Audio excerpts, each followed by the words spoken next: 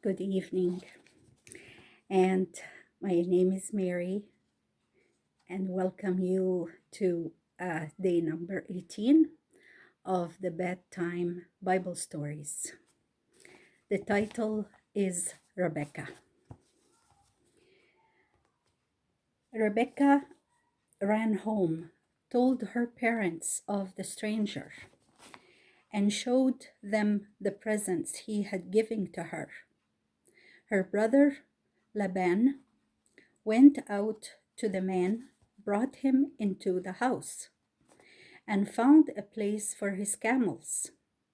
Then they washed his feet, for that was the custom of the land, where people did not wear shoes, but sandals. They set the table for a supper and asked him to sit down and eat with them. But the man said, I will not eat until I have told my errand.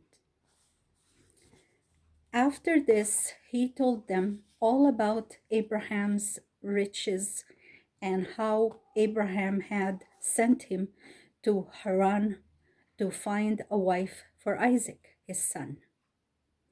He said he felt sure Rebekah was the one the Lord would choose for Isaac's wife. And then he asked that they allow Rebekah to be married to Isaac.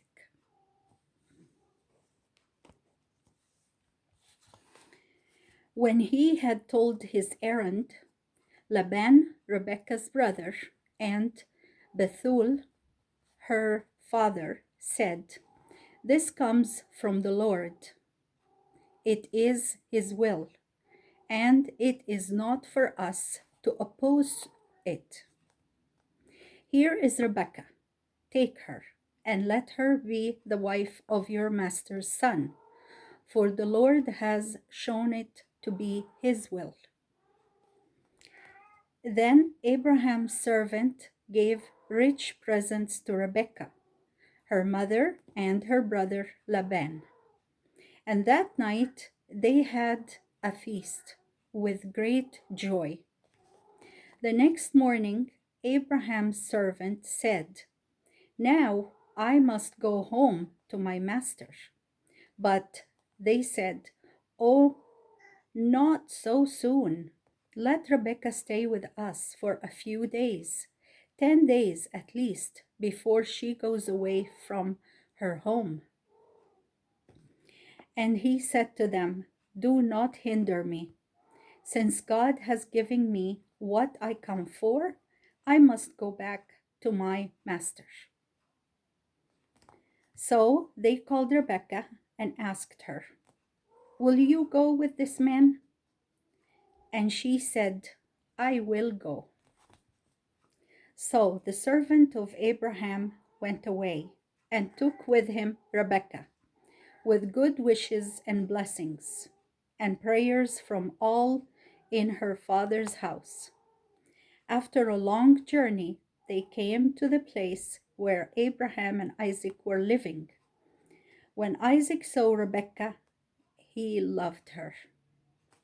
She became his wife, and they were faithful to each other as long as they both lived.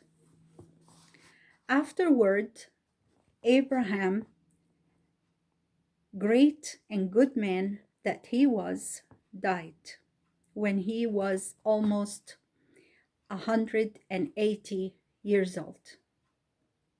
Isaac and Ishmael buried Abraham in the cave at Hebron, where Abraham had buried Sarah. Then Isaac became the owner of all the riches of Abraham, his tents, his flocks of sheep, herds of cattle and camels, and servants. Isaac was a peaceful, quiet man. He did not move his tents often, as his father had done, but stayed in one place nearly all his life. And that was the word of the Lord. Now we come to discussion questions. Are you ready? Number 1, who was Rebekah? Number 2, what did Rebekah's brother and father say when Abraham's servant told them what he wanted? Number 3, why do you think Rebekah wanted to go with him? And now we come to the end of this chapter, and we'll talk soon in another chapter. Bye-bye for now.